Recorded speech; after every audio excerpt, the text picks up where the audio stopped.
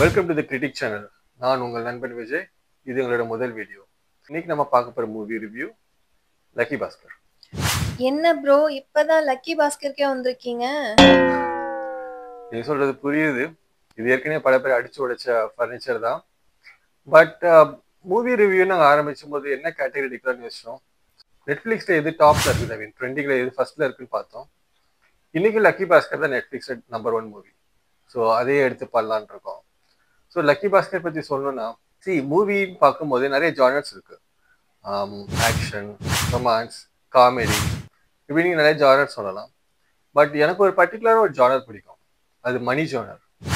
மணி ஜானர்னு ஒரு ஜானர் இருக்கான்றது கூட எனக்கு தெரியல. பட் என்னை பற்றி மணி ஜானர்ங்கிறது ஒரு மணியை பிரதானமா வச்சு மணி மேக்கிங்கையோ இல்லை மணி ஒரு பிரதானமான கேரக்டரோ வச்சு பண்ணக்கூடிய படங்கள் தான் மணி ஜானர்னு சொல்லுவேன். உதாரணத்துக்கு மணி ஹைஸ்ட் ஒரு பாப்புலர் ஸ்பானிஷ் சீரீஸ் இருக்கு. அந்த சீரீஸ் பாத்தீங்கன்னா அது ஒரு ஹைஸ்ட் ஜானர் தான். செம்ம படம். ஆமா, ஐயோ செம்ம படம் இல்ல, ஆக்சுவலா சீரீஸ் அது. அந்த சீரீஸ்ல கூட பாத்தீங்கன்னா ஹைஸ்ட் தான் அது ஒரு ஜானர். ஆனாலும் அதை நான் மணி ஜானர் தான் சொல்வேன். அது போல லக்கி பாஸ்கரும் பாத்தீங்கன்னா ஒரு மணியை பேஸ் பண்ணி மணி வச்சு நகரக்கூடிய ஒரு ஒரு அட்டகாசமான ஒரு மூவி. படம், இந்த படம் யாருக்கு தான் பிடிக்காது? எனக்கும் பிடிக்கும் ப்ரோ. எல்லாருக்கும் தான் பிடிக்கும். நீங்க சொல்றது உண்மைதான். இந்த பணம்ங்கிறது இன்னைக்கு மரியாதைக்கான அடுத்த வார்த்தையா மாறி போச்சு. மனுஷன் மூச்சுக்கு அடுத்ததா இன்னைக்கு பணம் தான் முக்கியம் ஆகி போச்சு. பெரும்பாலான மக்களோட வாழ்க்கை பயணம், வாழ்க்கையை ஓட்டம் இந்த பணத்தை நோக்கி தான் இருக்கு.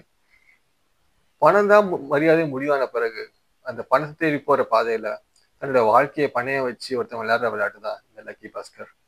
இந்த படத்தை பத்தி சொல்லணும்னா, மிஸ்டர் துல்கர் சல்மான். துல்கர் சல்மான்றது நடிகர் உங்க எல்லாருக்குமே நல்லா தெரியும்.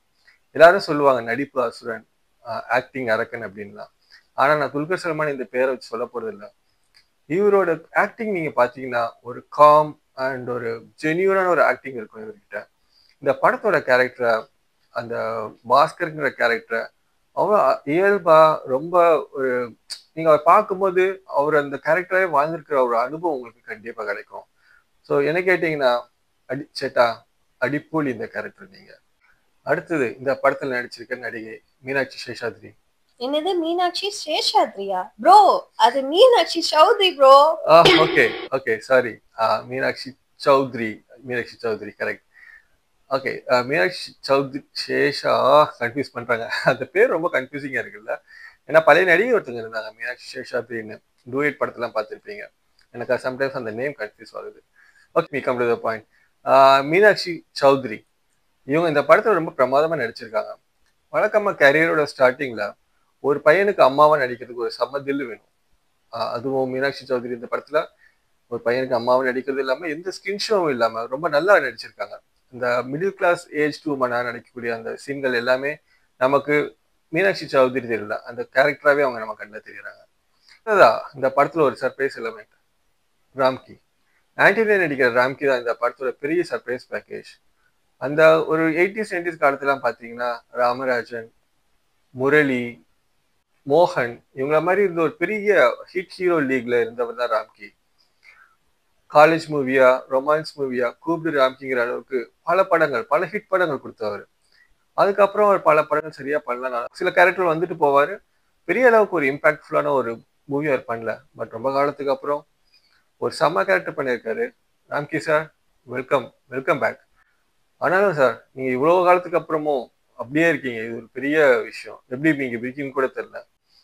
என்ன பொறுத்த வரைக்கும் இந்த ராம்கி பண்ண ஆண்டனி கேரக்டர் ரொம்ப ஒரு இம்ப்ரெசிவான ஒரு விஷயம். நமக்கு ஏன் சார் இந்த ஆண்டனிங்கிற கேரக்டர் ரொம்ப பிடிக்குது?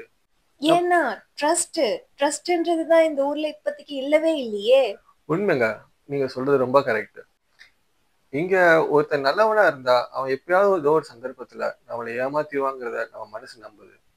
ஒருத்தன் நல்லவனா இருக்கிறதே இந்த உலகத்துல நமக்கு அவன் ஏமாத்ததான் போறாங்கிறத திரும்ப திரும்ப சொல்லி கொடுக்குது. அப்படி ஒருத்தன் நல்லவனா இருக்கும்போது அவன் நம்மளை ஏமாத்தல, அவன் நமக்கு துரோகம் பண்ணலங்கிறப்போ அதுல ஏற்படுற அந்த மகிழ்ச்சி, அந்த யூஃபோரியா, அதுதான் இந்த ஆண்டனிங்கிற கேரக்டர் நம்ம ரொம்ப பிடிக்க வச்சிருக்குன்னு நினைக்கிறேன். அடுத்தபடியா நான் பேச விரும்புறது டைரக்டர் வெங்கி அட்லூரியை பத்தி. டோலிவுட்ல இருந்து ஒரு டைரக்டர் எந்த மாஸ் மசாலாவும் இல்லாம, ஒரு டூயட் கூட இல்லாம ஒரு படத்தை எடுப்பான்னு சொன்னீங்கன்னா நான் கண்டிப்பா நம்பியிருக்கவே மாட்டேன். நானும் தான் நம்பல. கரெக்ட், யாருமே நம்பாத ஒரு விஷயத்த அவர் பண்ணியிருக்காரு. ரொம்ப அட்டகாசமா பண்ணியிருக்காரு. அதை மாஸ் மசாலா விஷயங்கள் இல்லாமலே ஒரு டீசெண்டான படத்தை கொடுத்து ஹிட் பண்ண முடியுங்கிறத ரொம்ப அழகா நிரூபிச்சிருக்காரு.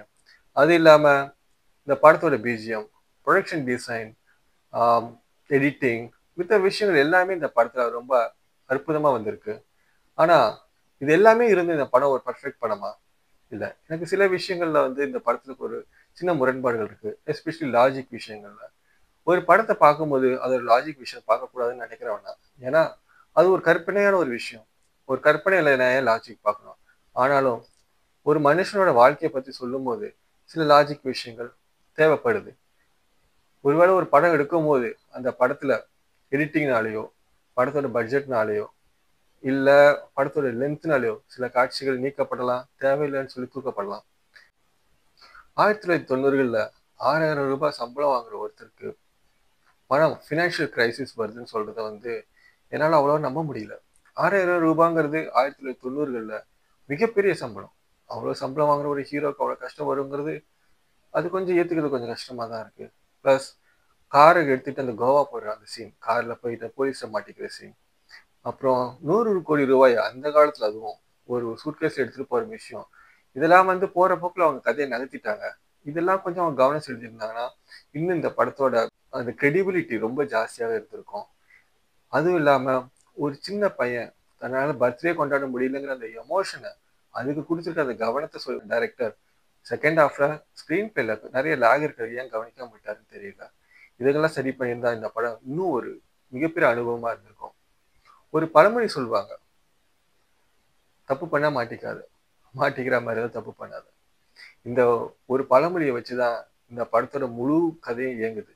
அப்படிப்பட்ட இந்த கதையில ரொம்ப அழகா நம்மளும் புத்திசாலித்தனமா இருந்தா பணம் சம்பாதிக்க முடியும், மாட்டிக்க மாட்டோம் அப்படிங்கிற ஒரு விஷயத்த, இது பல பேருக்கு ஒரு கான்ட்ரவர்ஷியலான ஒரு கருத்தா கூட இருக்கலாம். அவன் மாட்டிருக்கணும்னு நிறைய பேர் எதிர்பார்த்தாங்க, மாட்டக்கூடாதுன்னு நிறைய பேர் நினைச்சாங்க. இது எல்லாத்தையும் தாண்டி லக்கி பாஸ்கர்ங்கிறவன் உண்மையிலேயே லக்கியாவே அந்த படத்தை முடிக்கும் போது நமக்கும் அந்த மாதிரி விஷயங்கள் நடந்துடாதா, இந்த மாதிரி நம்மளும் நம்ம வாழ்க்கையில் ஜெயிச்சிட மாட்டோமா ஒரு ஏக்கத்தை உண்டு பண்ணி அதுக்கான ஒரு திரையில காட்டக்கூடிய ஒரு பிம்பமா என்னுடைய ஆசைக்கு ஒரு வடிகாலா இருக்கக்கூடிய ஒரு படமா தான் இந்த லக்கி பாஸ்கர் இருக்கு. இந்த படத்தோட வெற்றிக்கும் அதுதான் எனக்கு காரணம் நினைக்கிறேன். ஸோ இந்த படத்தை பார்க்கலாம்னா கண்டிப்பா பார்க்கலாம், யார் வேணாலும் பார்க்கலாம், குடும்பத்தோட ப்ரோ பார்க்கலாம். எல்லாரும் பார்த்து முடிச்சிட்டாங்க ப்ரோ. நீங்க தான் லேட்டு. அது என்னமோ கரெக்ட் தான், நிறைய பேர் பார்த்து முடிச்சிட்டாங்க. ஆனா இன்னைக்கும் சரி, இந்த படத்தை பார்த்தவங்க பார்க்காதவங்க யாரா இருந்தாலுமே சரி திரும்ப ஒரு வாட்டி பார்க்கலாம். அப்படிப்பட்ட ஒரு படம் தான் லக்கி பாஸ்கர். பார்க்காதவங்க தயவு செய்து பாருங்க. நெட்ஃபிளிக்ஸ்ல இப்போ ட்ரெண்டிங்ல இருக்கக்கூடிய ஒரு சிறந்த படம் தான். மீண்டும் நான் வேற ஒரு படத்தோட ரிவ்யூக்காக உங்களை சந்திக்கிறேன். உங்களிடமிருந்து விடைபெறுவது உங்கள் நண்பன் தி கிரிட்டிக் விஜய். நன்றி, பாய். வணக்கம், பாய்.